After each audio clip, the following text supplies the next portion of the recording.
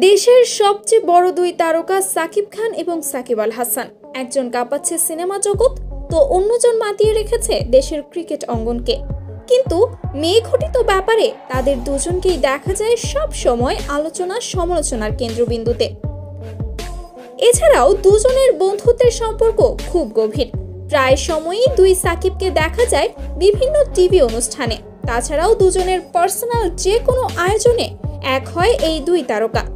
তবে দুজন দুই আঙ্গিনার মানুষ হলেও সমালোচিত হয় মেঘঘটিত ব্যাপারে।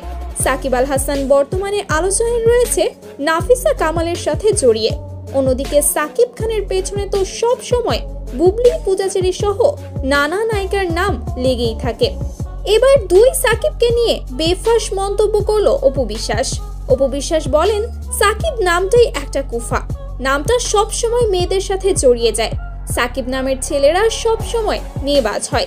এই মন্তব্য করেই অট্ট হাসিতে ফেটে পড়েন অপু বিশ্বাস। অপু বিশ্বাসের এমন মন্তব্য শুনে বোঝাই যায় তিনি সরাসরি সাকিব খানকে উদ্দেশ্য করে কথাগুলো বলেছেন।